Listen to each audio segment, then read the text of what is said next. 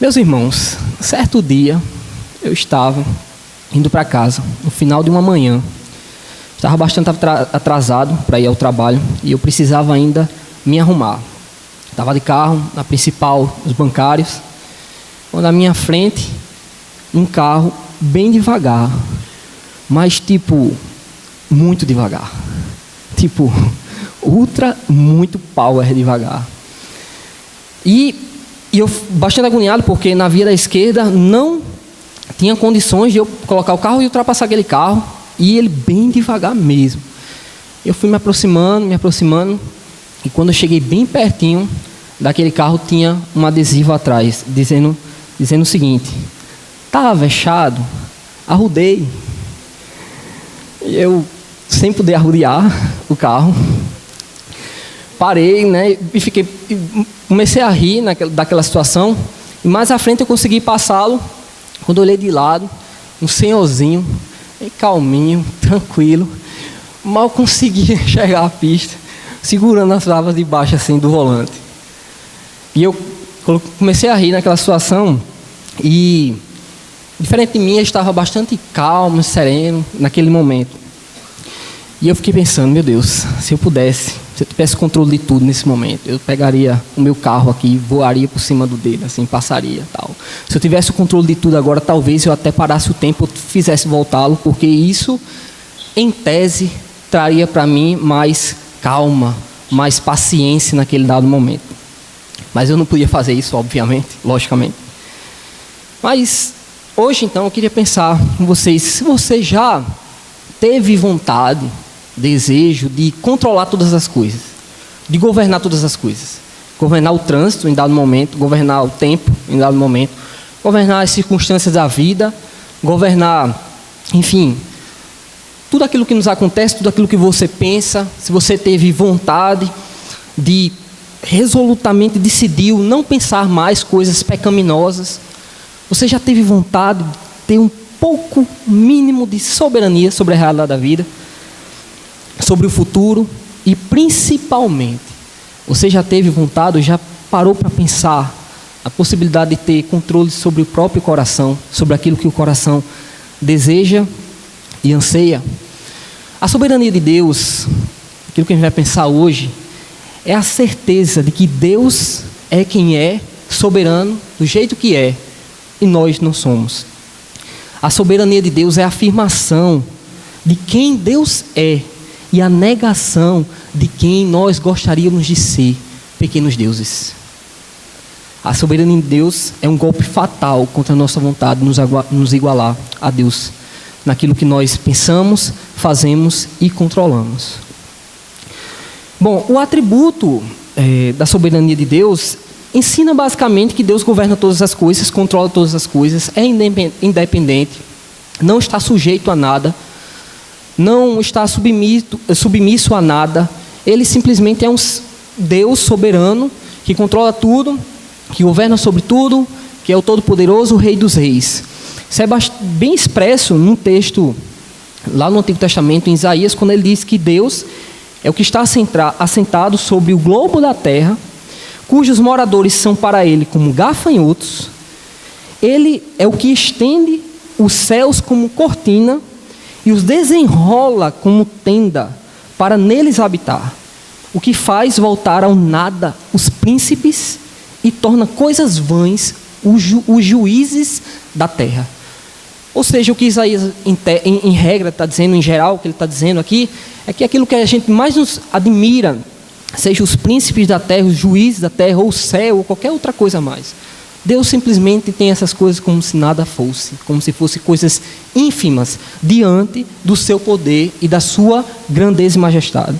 Quem expressou isso, essa doutrina, esse pensamento, essa noção do atributo da soberania de Deus, foi o estadista Abraham Kuyper, que quando ele disse: não existe sequer 1 centímetro quadrado em todo o domínio de nossa existência humana, sobre o qual Cristo, que é soberano sobre todas as coisas, não diga meu, governo sobre tudo. Em suma, Deus é rei de modo absoluto, e todas as coisas dependem dele.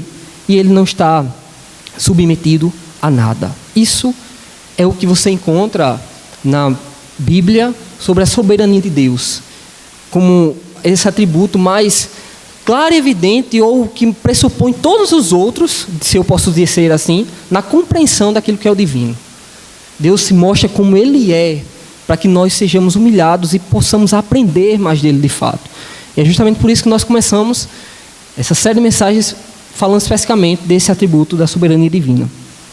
O meu desafio hoje é tirar o conhecimento que nós temos sobre isso dos meros postulados teológicos que muitas vezes levam-nos à abstração, para trazer aplicações práticas dessa grandeza de Deus à nossa vida e ao nosso coração nessa noite. Não que os postulados teológicos não tenham seu lugar e tenham sua validade, obviamente os têm. Mas o meu desafio hoje é pensar com vocês qual a diferença que faz saber que Deus é soberano, saber que Ele controla todas as coisas na minha e na sua vida. E o título dessa mensagem de hoje é Coração, quando Deus não nos é soberano. Eu peço que você abra sua Bíblia em Lucas, capítulo 12, verso 34. Texto sumamente conhecido. Eu lerei esse verso de início, e aí eu vou começar a partir do verso 22 em diante, até o 34, expondo o texto, ou passando pelo texto pelo menos. Lucas 12, 34, o Senhor diz: onde está o vosso tesouro, aí estará também o vosso coração. Texto que todos nós conhecemos bastante. Jesus está ensinando aos seus discípulos, nesse texto, a maneira sábia de encarar a vida. Em suma mesmo. Jesus está falando como nós devemos perceber a realidade da nossa vida, na nossa existência como um todo. Esse texto ele se encontra, inclusive, lá no Sermão do Monte, em Mateus. Então, a gente pode entender que realmente esse texto foi direcionado, num momento específico, numa pregação de discipulado aos discípulos. Onde estiver o seu tesouro, ali está o seu coração. Então, voltando o texto, indo mais para trás, lá no verso 22, do mesmo capítulo 12 de Lucas, é dito, do verso 22 ao 26, nós podemos encontrar que a soberania divina triunfa sobre nossa ansiedade. O verso 22 diz o seguinte: disse aos seus discípulos: por isso vos digo, não estejais ansiosos quanto à vossa vida, pelo que haveis de comer, nem quanto ao corpo, pelo que haveis de vestir. Pois a vida é mais do que o alimento, e o corpo mais do que o vestuário. Considerai os corvos, que não semeiam nem ceifam, não têm despensa nem celeiro, contudo, Deus os alimenta. Quanto mais não valeis vós do que as aves? Ora, qual de vós, por mais ansioso que esteja, pode acrescentar um côvado à sua altura, à sua estatura? Porquanto, se não podeis fazer nem as coisas mínimas, por que estáis ansiosos pelas outras? A soberania de Deus triunfa, deve triunfar, na nossa percepção e da nossa realidade como cristãos, sobre nossa ansiedade. Ansiedade é esse estado de temor ou insegurança quanto ao que acontecerá no futuro.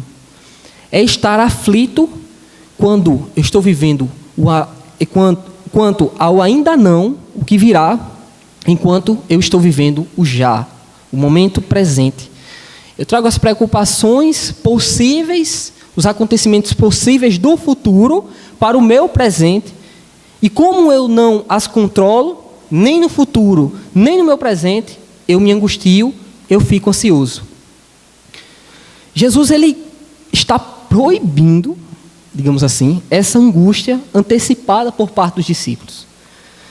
Jesus está sendo bastante incisivo. Não sejais ansiosos, não sejam assim. Não fiquem trazendo do futuro, preocupação do futuro para hoje, para o agora. Ora, por trás disso, nós percebemos que só Deus pode, de fato, e só Deus está no futuro. Nós não estamos. Só Deus é soberano sobre o futuro, assim como o presente.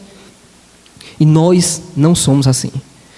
Então Jesus ele fala isso para os discípulos e ele dá motivos para que os discípulos não vivam ansiosos. O primeiro deles é que Jesus argumenta no verso 23 que Deus valoriza a vida mais do que as coisas.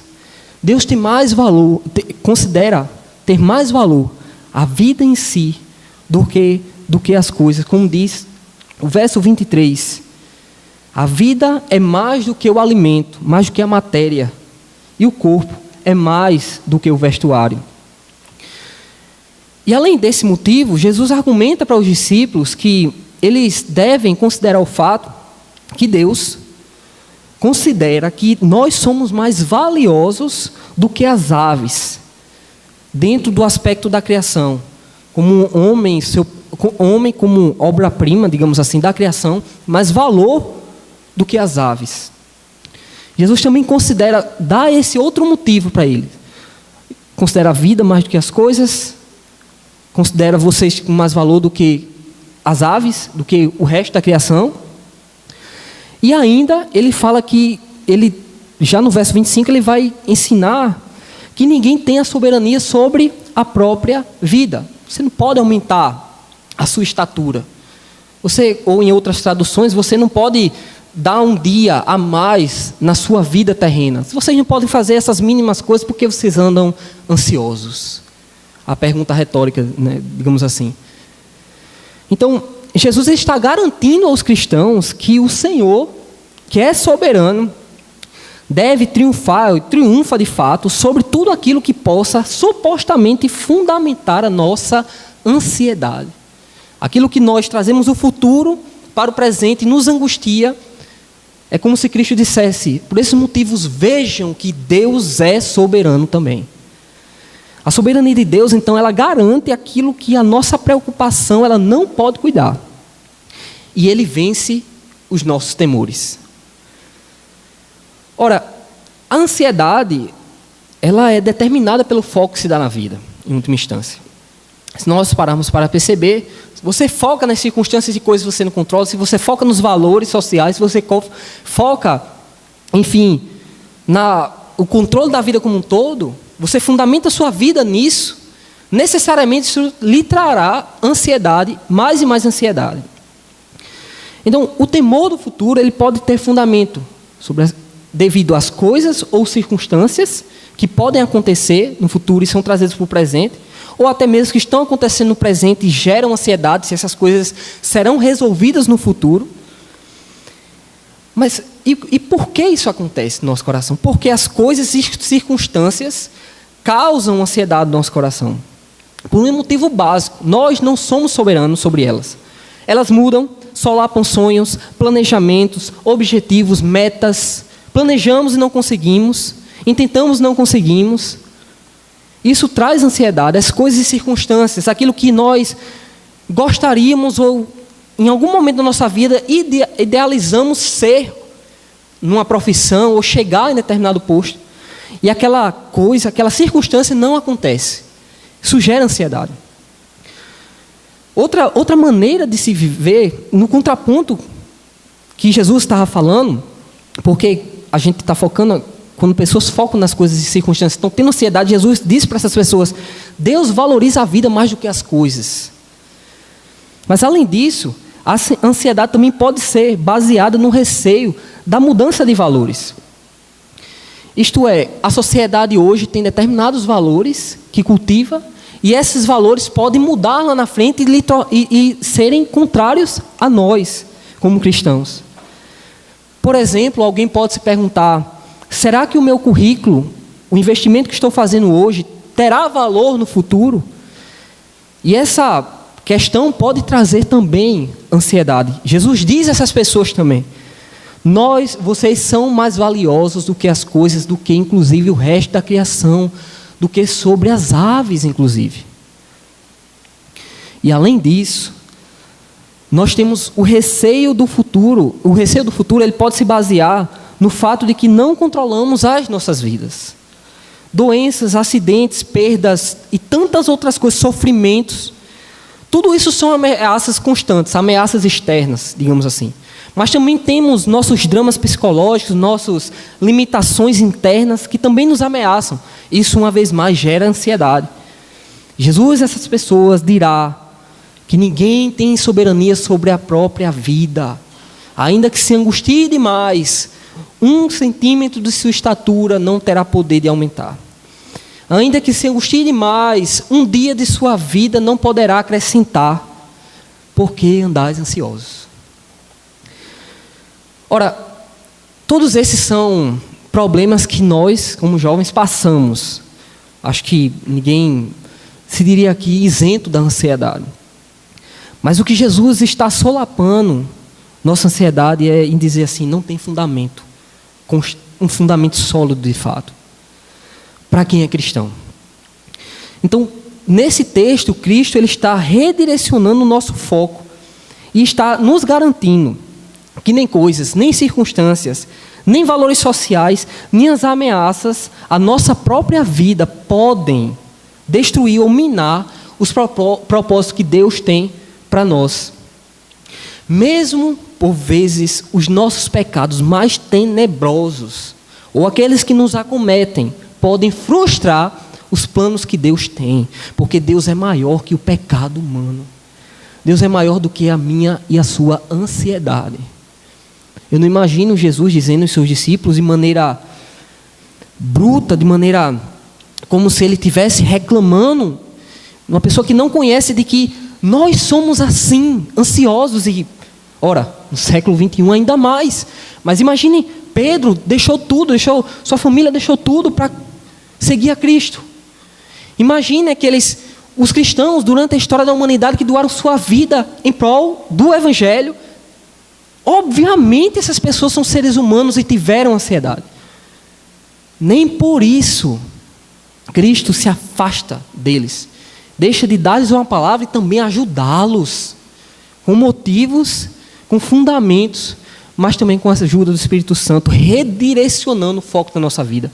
Então, nem os nossos pecados, nem as circunstâncias, nem os valores, nem as coisas, nem qualquer outra circunstância da vida pode nos separar do amor de Deus que está em Cristo Jesus e também solapar sua vontade e governo soberano sobre nós. A soberania divina, então, nesse aspecto, tem uma mensagem muito forte e poderosa.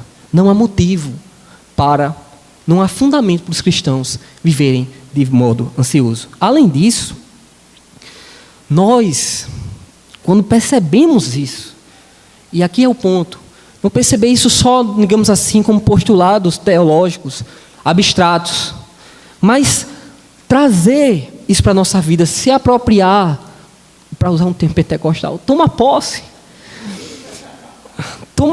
disso para nossas vidas.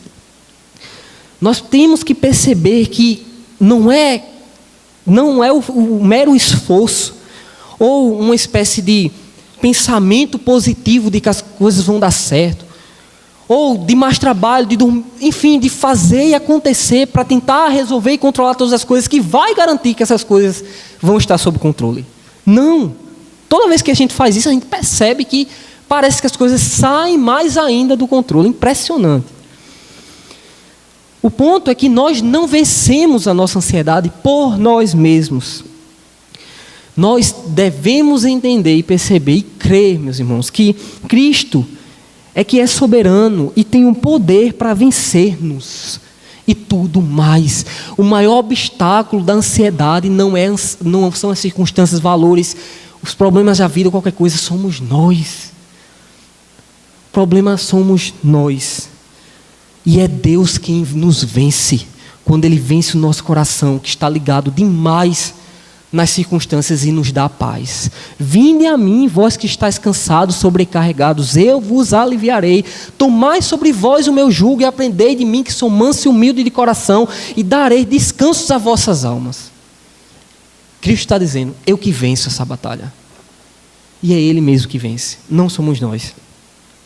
Então nós temos que ter isso em mente E a pergunta talvez seja, mas e eu não faço nada, digamos assim, eu só contemplo, espero, algo do tipo? Não. O apóstolo Paulo dirá em Filipenses que é necessário que os cristãos que estão ansiosos façam orações e ações de graça. Filipenses capítulo 4, verso 6. Orem e façam ações de graças. Percebem? O que Paulo diz não é só peça para que a coisa se resolva, para que o problema se resolva ou algo do tipo. Ou para que Deus chegue naquele momento, em determinada circunstância. Paulo diz também, agradeçam a Deus.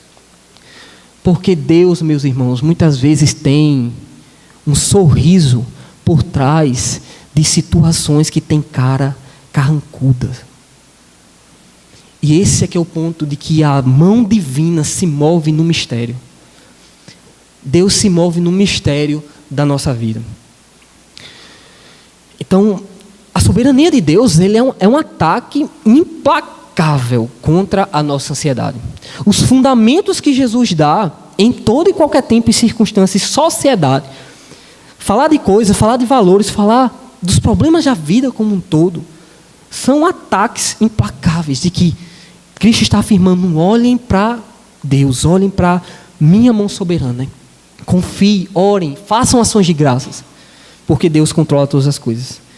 Isso é uma crença radical que tem repercussões em toda a nossa vida diária, para que diante das circunstâncias nós possamos agir de modo totalmente diferente daquilo que nós muitas vezes estamos acostumados a agir, com simplesmente mais esforço, mais dedicação, mais força bruta no nosso braço. Não, meus irmãos, Cristo que vence, Cristo que vence, Cristo que vence, não só as circunstâncias, mas é Cristo que nos vence.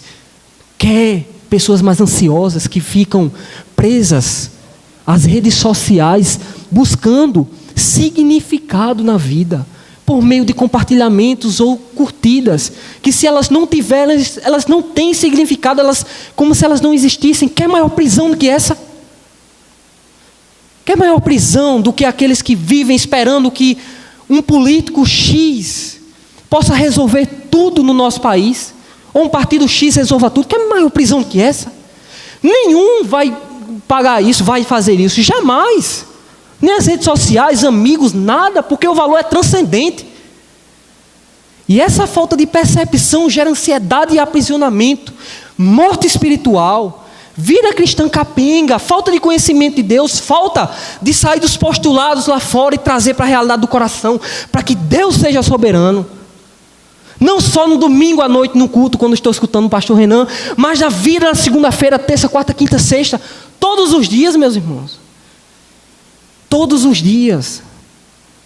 E é por isso que muitas vezes outras coisas viram idolatria. A política vira idolatria. Determinadas coisas viram, o dinheiro vira idolatria, tudo vira idolatria porque é colocado nessas coisas. A esperança de que a frustração de que a ansiedade seja resolvida, o namoro se torna um ídolo. Não!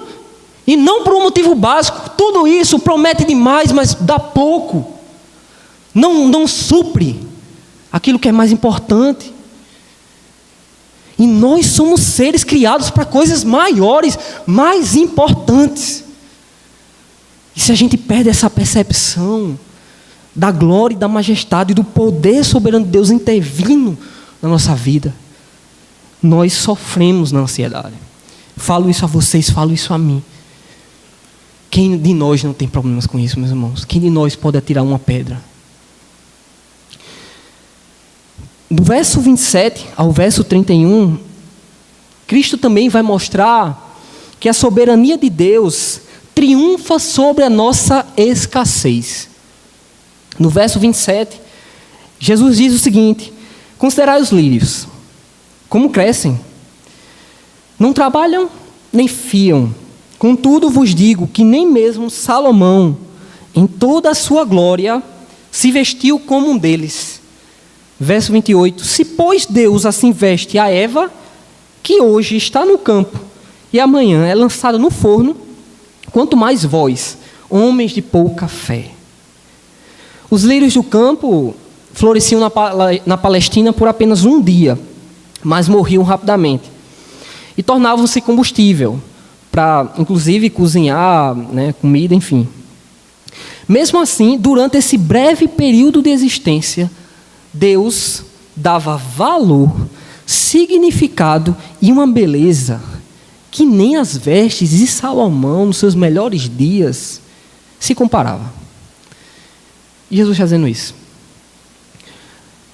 As vestimentas de Salomão, daquela época, seriam consideradas hoje fora de moda, sem beleza, arcaicas, ultrapassadas, que seja. Mas pega um lírio, em qualquer momento, em qualquer lugar do mundo, pega um lírio, vá observar um lírio, nos campos, aqueles campos floridos, belíssimos, a primavera, que traz aquele vento de sensação do divino se revelando na criação. Essa experiência as vestes não dariam, nem podem dar. Mas os lírios juntos poderiam até apontar para algo maior. E Jesus está dizendo, meus amigos, os lírios só existem por um dia. E compare com essas vestes, aquilo que você considera como mais glorioso nessa terra. Sabe, vejam o que de fato tem beleza, o que de fato tem valor. É aquilo que Deus dá valor. É aquilo que a soberania de Deus atribui valor. A soberania de Deus nesse aspecto triunfa sobre a nossa escassez de beleza. E eu falo beleza no sentido existencial, no sentido de que a vida ela tem que ter, e deve ter, foi criada para ter significado. Algo que lhe dê de fora beleza, sentido, que faça com que você não seja só um mero conjunto de células mortal que viverá por alguns dias lutando para conseguir determinados cargos, currículos e tudo mais, e tudo isso se acabará e ali acabou a existência. Não, não. A beleza e a glória e a majestade vêm de fora. Deus que emana isso. Jesus está dizendo, em última instância, que a soberania de Deus é que faz com que a vida de fato seja bela. Ele que nos dá, Ele que dá significado. Deus é o ser que nos transcende, meus irmãos, e que nos dá significado e beleza. Deus é nossa origem, que satisfaz o nosso anseio por valor, por sentido. E aqui é muito notável que quando nós pegamos as filosofias do mundo aí afora, você pode passar uma linha e perceber que como é pensada a maneira de ter valor, de ter sentido. Você tem uma filosofia materialista, o dinheiro. Se você tem uma filosofia de domínio, de controle, o poder lhe dá significado. Você tem uma filosofia mais liberal, de sentir os estímulos, vai para o sexo. E tantos outros filosofias do mundo que poderiam dar a suposta beleza e felicidade. Mas o ponto é que tudo isso é pó, é superfície. Porque o que está lá dentro, o que está num recôndito do escondido, é só Deus que sonda e dá significado. E nós fomos criados para Ele, para encontrar nele nossa beleza, alegria, sustento, nossa satisfação, nosso sentido. E é justamente isso que Jesus está dizendo: não sejam homens de pequena fé. Não queiram parecer com as vestes de Salomão, elas são bonitas agora, mas daqui a pouco vão passar e vão sair da moda. E se você for assim, você também vai sair da moda. Os colágenos vão embora, não perdoam ninguém. Eu nunca vi colágeno perdoando ninguém. Nunca vi. Vai embora e tchau. Então, é justamente tudo isso, toda a precariedade do tempo, da vida, isso aponta para algo maior. Lança o nosso coração em pergunta: o que eu faço? E é Cristo que nos dá, então, significado. Você quer declaração maior de significado, de beleza e de majestade e de amor do que Cristo pendurado no madeiro? Não há. Ali Cristo está dando sentido, significado para a existência. Se vocês não viverem por isso, a vida de vocês é pó. Se vocês não colocarem a cruz em tudo, a vida é pó. E o ponto é esse. Mesmo que os lírios do campo pareçam mais belos que nós hoje, e aqui é uma grande beleza nisso tudo, é que nós, não os lírios do campo, nós cristãos, seremos transformados à semelhança do ser mais belo, Cristo. Isso é sair da ansiedade, é sair da escassez de sentido e de beleza e voltar para algo bem maior que transcende, que nos transcende. O significado que nos é dado na cruz de Cristo hoje e o significado que nos é dado na promessa de que um dia seremos semelhantes a Ele, com o corpo transformado, cheio de glória. Há muita beleza nisso. A cruz de Cristo, ela também aponta para a nossa salvação e redenção agora, e essa redenção agora necessariamente tem que nos levar a nossa mente para o céu, para onde nós estamos indo. Nós nunca podemos perder esse senso de eternidade, senão desperdiçaremos a nossa vida aqui na terra. E as pessoas que fazem mais na terra são as que mais pensam no céu. Então, Jesus fala nesses versos que Ele mesmo supre a nossa necessidade, a nossa escassez de sentido, significado e beleza.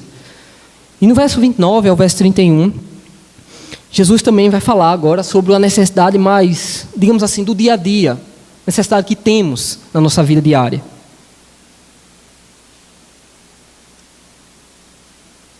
Ele fala no verso 29, não procureis, pois, o que haveis de comer, ou o que haveis de beber, e não andeis preocupados, porque a todas estas coisas os povos do mundo procuram, mas vosso Pai, que sabe que precisais delas, buscais antes o seu reino, e estas coisas vos serão acrescentadas.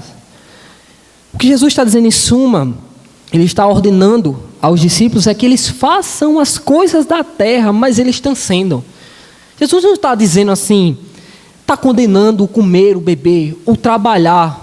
Porque se você pensasse assim, interpretasse esse texto, você teria que pegar todo o restante das escrituras que fala sobre isso e jogar fora. Mas não.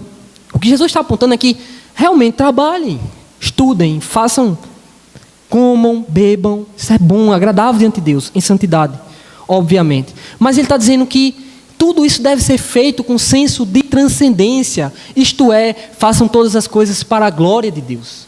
Comam, bebam, faça tudo para a glória de Deus.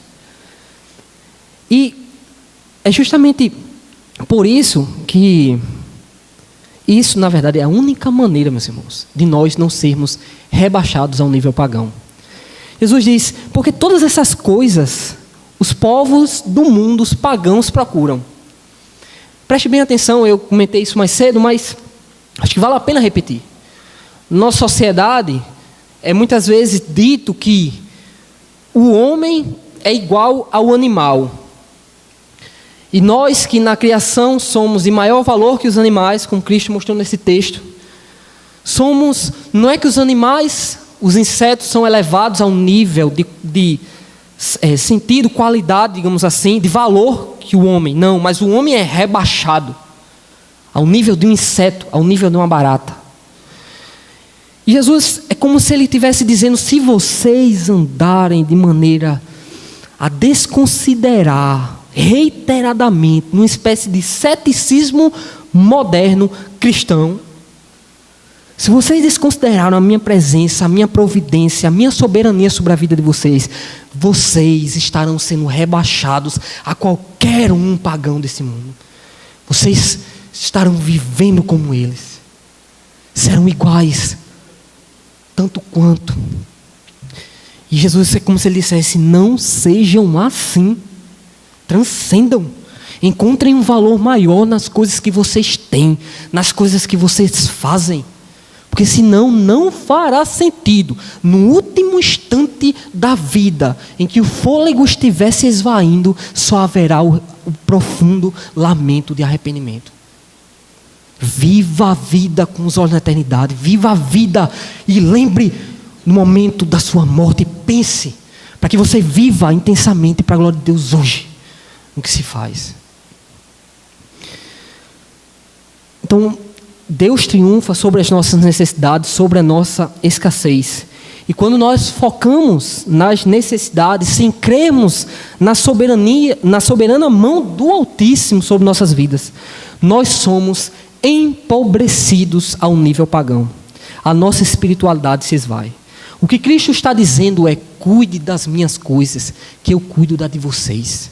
Busque em primeiro lugar o reino de Deus. E estas coisas, a dizer no contexto, comida, bebida e vestes, aquilo que é necessário. A promessa aqui não é um cheque em branco, aberto, né? Busque em primeiro lugar o reino de Deus e você vai ter qualquer coisa que você quiser. Não. Jesus está falando destas coisas, deste contexto específico, serão acrescentados, serão dados a vocês. Em última instância, o que Jesus está dizendo é isso: cuide das minhas coisas, cuide das minhas, que eu cuido das suas. Vamos fazer essa troca? Pegue o meu jugo suave, me dê seu fardo, enfim. Vamos fazer essa troca? Esse é o ponto. Ora, obviamente, nós trabalhamos, estudamos, fazemos outras coisas, mas a questão é a transcendência, o valor que dá sentido e que dá riqueza àquilo que nós fazemos. E tira a pobreza, tira fazer as coisas só para, passar no concurso, ter mais dinheiro, ter uma família, filhos, casa, pronto. E aí, cuida dos filhos, espera os filhos crescerem, terem netos, tudo mais. Meus irmãos têm valor demais, tudo é muito bonito. Mas para além disso, meus irmãos, nós fomos seres criados para que em tudo isso demos glórias a Deus, percebamos a mão de Deus em tudo isso e Ele seja glorificado por meio de tudo isso. A família não é um fim em si mesmo, a riqueza não é um fim, nada nessa terra é um fim em si mesmo, por melhor que seja. Esse é o ponto. Para que a vida para que a vida de fato valha a pena, é preciso perceber valor de transcendência que só Deus dá sobre as coisas boas que temos e fazemos. Senão, uma vez mais, viveremos com os pagãos. E por fim, o verso 32 e o verso 34, e esse é o ponto central da mensagem, eu peço toda a sua atenção para me acompanhar. A soberania divina, ela triunfa sobre o nosso coração. Ou, talvez eu faça essa proposição de forma interrogativa: a soberania divina triunfa sobre o nosso coração? Verso 32, Jesus diz: não temas, ó pequeno rebanho, porque o vosso Pai agradou dar-vos o reino. Vendei o que possuís e dai esmolas. Fazei para vós bolsas que não envelhecem, tesouro nos céus que jamais acabe, aonde não chega ladrão e a traça não rói. Porque onde estiver o vosso tesouro, aí estará também o vosso coração. Meus irmãos, preste bem atenção nisso. A soberania de Deus nos garante participação no reino. Jesus afirma isso. O Pai se agradou de dar a vocês o reino. Por meio de quem? Por meio do que Cristo fez na cruz do Calvário. Deus nos fez participantes do reino, do seu amor, da sua glória, da sua majestade, da sua pessoa, para que o conheçamos como Ele é. Então, Jesus, sabendo disso, vocês sabem disso, saibam disso. Então, ajuntem tesouros lá, porque óbvio, se você saiu de um determinado reino e foi para o outro, você vai juntar riquezas ou tesouros no reino que você saiu, para deixar para quem? Ajuntem tesouros lá. Mas o ponto a se pensar sobre isso aqui na nossa vida cotidiana é: quem é de fato o soberano que triunfa sobre o nosso coração? Porque quando Jesus fala que onde estiver o tesouro de vocês, onde vocês depositam o tempo de vocês, recursos, foco de vocês, Isso revelará o que está no coração de vocês, em última instância revela quem vocês de fato amam. Ora, o coração na Bíblia é a sede da mente, das emoções e também da vontade. O coração é uma palavra bastante complexa nas Escrituras. Dependendo do contexto, vai ter um sentido de mente, sentido de emoções e sentido de vontade. Mas o ponto é que o coração, ele é o centro do ser humano. É onde as coisas mais profundas, desejos, anseios, propósitos, metas, vontades, emoções, tudo ali é processado naquele núcleo básico, que envolve vários aspectos da nossa vida e realidade. Então, só que já Charles Spurgeon disse um negócio brilhante sobre o coração. Os homens se dispõem a permitir que Deus esteja em toda parte, menos no seu trono. Deus no seu trono não é o Deus que eles amam. Meus amigos, meus irmãos, quantas pessoas nós conhecemos que amam a doutrina, sei lá, da soberania de Deus. Mas o ponto não é só esse. O ponto é saber se essa doutrina tem uma repercussão no coração. Se Deus é soberano no coração da pessoa. O ponto é que a gente quer que Deus esteja no seu trono. Deus está no seu trono, assentado sobre todas as coisas, governa todas as coisas, tem cada centímetro quadrado que é seu domínio e tudo mais. Tudo bem, menos no meu coração. Os homens, muitas vezes na sociedade, podem até aceitar a conversa sobre Jesus, a fala de quem Jesus era, o que Jesus fazia, achar bonito e tudo mais. Mas, desde que ele não dê um passo à frente para querer vir reinar no meu coração. Essa resistência natural ao homem por conta do seu pecado mostra que o que o coração mais ama é aquilo em que ele mais confia e aquilo que ele mais se dedica. Os nossos atos exteriores, frutos exteriores, revelam o Deus do nosso coração, no nosso interior. Aquilo que nós amamos controla a direção de nossa confiança e amor. Nossos amores nos mostram em quem cremos e o que amamos. Isso é tão forte, porque a fé cristã, ela atinge o ponto mais central e nuclear, quando o Cristo ele avança soberano sobre o coração da pessoa. E as suas afeições, mente, vontade e pensamento, ela passa a pensar e orbitar em torno daquilo de quem Deus é e qual é a sua vontade revelada na sua palavra. Deus se torna uma espécie de ponto, Cristo se torna uma espécie para nós de ponto arquimediano, em que ele dá sustentação a tudo o que acontece na nossa vida. Ele é o ponto central daquilo que um filósofo quis encontrar na existência da humanidade. Qual o ponto em que nós podemos colocar uma espécie de tábua e controlar a história da humanidade para lá ou para cá, equilibrá-la? Cristo é o ponto arquimediano, é o ponto central da história da humanidade e deve ser o ponto central do nosso coração. Isso necessariamente traz uma mudança radical de arrependimento, de percepção, conhecimento e tantas coisas mais, envolve toda a vida. A soberania divina, então, é o golpe fatal contra o mais alto obstáculo que nós levantamos contra Deus, a dizer, a nossa idolatria. A soberania de Deus é o ponto fatal, porque ela diz basicamente o seguinte: se você tem outros deuses no seu coração, não dê parte nisso. Eu não vou reinar aí. Porque onde está o nosso tesouro, ali estará o nosso coração. Não é possível ter mamon, ter Deus ao mesmo tempo. Não é possível ter poder, Deus ao mesmo tempo. Enfim, outras coisas mais. A única maneira de nós vencermos, de Deus nos vencer em nossa idolatria, será se Ele for soberano sobre o nosso coração. E aqui, o ponto interessante de todo esse texto é perceber que a gente começa falando da ansiedade, a gente começa falando da escassez, fala da escassez, da necessidade, e quando chega nesse ponto do texto, é como se Jesus dissesse, volta para lá. Porque o problema de tudo isso aí é se Deus reina e é soberano ou não no coração.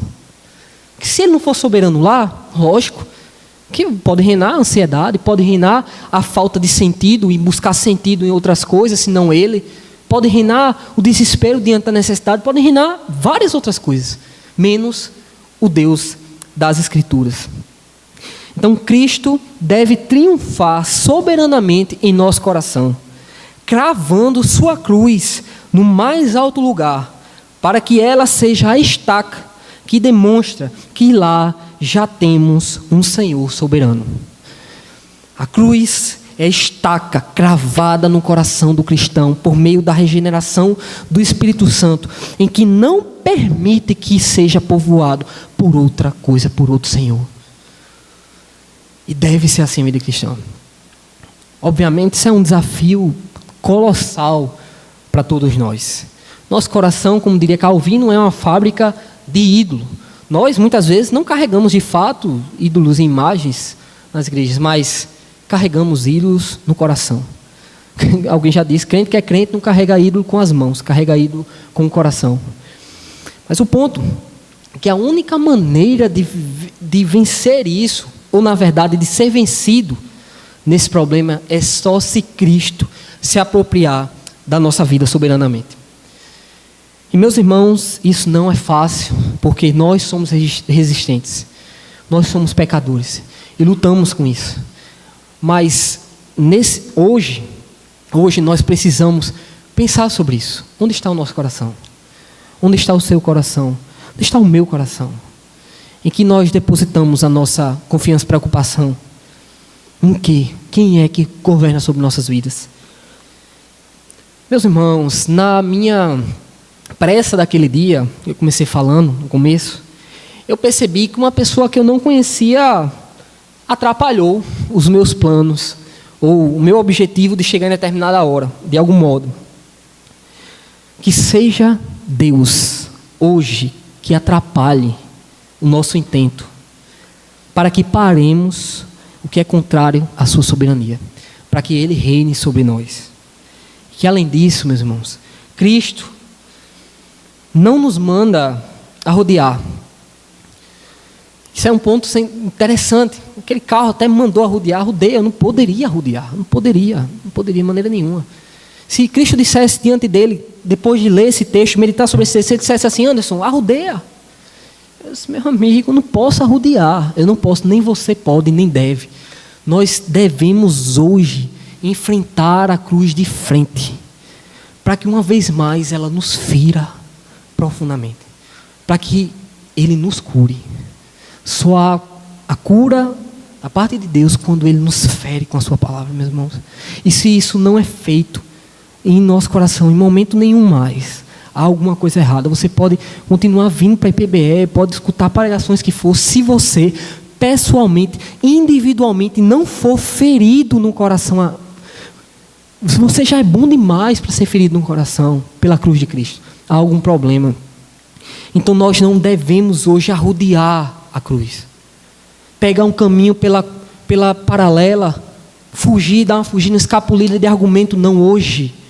Eu acredito que a soberania de Deus é um chamado.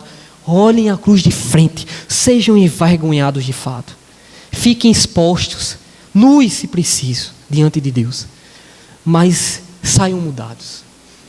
E essa é a minha oração nesse sentido. Nem temos, nem teremos o controle das coisas, mínimas que sejam nossas vidas. Que bom, meus irmãos, que é assim. Isso é uma boa notícia. Se a gente parar para pensar da perspectiva divina, se a gente vê a partir da cruz, a gente vê que é bom que a gente não tem o controle de tudo, porque Deus, que é Deus, é mais confiável do que qualquer coisa. Deus é mais confiável do que nós mesmos. Então, essa mensagem, coração, será que realmente Deus é soberano? Nos é soberano? É uma pergunta bastante retórica para cada um de nós, que individualmente deve pensar e refletir sobre isso hoje, e buscar em Deus arrependimento. Meus irmãos, conhecimento por conhecimento pode simplesmente iluminar a sua mente e levá-lo para o inferno. Conhecimento tem que ser acompanhado de arrependimento. Obrigatoriamente, conhecimento bíblico de fato. Conhecimento que ilumina caminho, muitas vezes só ilumina caminho para os homens caminharem mais claramente para o inferno, se eles não se arrependerem dos seus pecados. Jesus disse isso: arrependei-vos dos vossos pecados, arrependei-vos, disse João Batista, arrependei-vos de tanta gente nas Escrituras. E Deus nos chama nessa noite a arrepender dos nossos pecados, abandonarmos a nossa ansiedade, nosso desespero de controle, nosso desespero de sentido, nosso desespero por nossa paixão por nós mesmos, por nosso coração, por nossos ídolos, para que enfim sejamos libertos. Isso é uma pregação para a liberdade, para que a gente saia daqui diferente, para que a gente vá lá para fora e perceba a vida diferente, livres de fato, aqui dentro, ainda que lá fora esteja pegando fogo. E é só Cristo que pode providenciar isso em nossas vidas. Eu termino lendo uma pequena oração que eu escrevi, que foi uma tentativa minha de expressar, depois dessa reflexão, meu clamor perante Deus. Eu prefiro escrever, acho que eu penso melhor no que eu quero dizer. Eu queria terminar lendo-a e é isso. Peço que você feche seus olhos nesse momento, baixe sua cabeça, escuta essa pregação, essa oração, e nós finalizaremos. Meu Senhor, se apenas um dia não fôssemos mais reféns da ansiedade, da opinião alheia, do medo de perder ou de medo de não ter mais. Se apenas um dia, Senhor, fôssemos livres de nossos temores, tivéssemos fé plena, descansássemos em Tua soberania. Se apenas um dia, Senhor, o nosso coração abraçasse plenamente a Tua palavra, descansasse em Tuas promessas, Senhor, confiasse em Tua providência. Deus soberano, Tu és o porto da nossa paz. Nosso presente, o nosso futuro Te pertencem. Nós submetemos à Tua soberania aquilo que somos, aquilo que possuímos. Faz em nós, Senhor, a Tua vontade. E lembra-nos que és soberano sobre plantas e animais, soberano sobre países e governos, sobre exércitos e armas nucleares. É soberano sobre a política, sobre a mídia, educação e ciência, que é soberano sobre nós. Ó Cristo, por Tua cruz fere-nos, vence o nosso coração, vence hoje, Senhor, a nossa idolatria, vence os nossos medos, faz-nos livres em Cristo, para que aprendamos a temer só a Ti. Senhor, entregamos esse momento ao Senhor, Deus. Gera em nós, Senhor Deus, profundo quebrantamento, Senhor Deus, como há muito tempo não tivemos. Sonda o nosso coração, Senhor. Vai lá naquilo que é mais recôndito e que diz ao Senhor que o Senhor não pode ser soberano. Ser soberano, Senhor.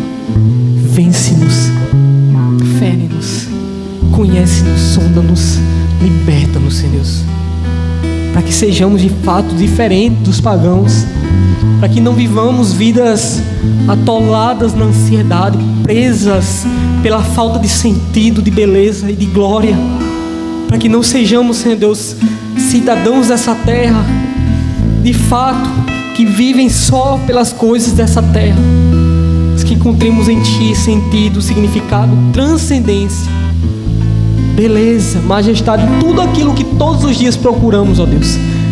Enche o nosso coração do valor da cruz. Fere-nos com ela, mostra-nos quem nós somos. Nós somos nada diante do Senhor. Vence-nos, grita a nós, ó Deus, em nome de Jesus. Obrigado, Deus, por essa noite. Amém.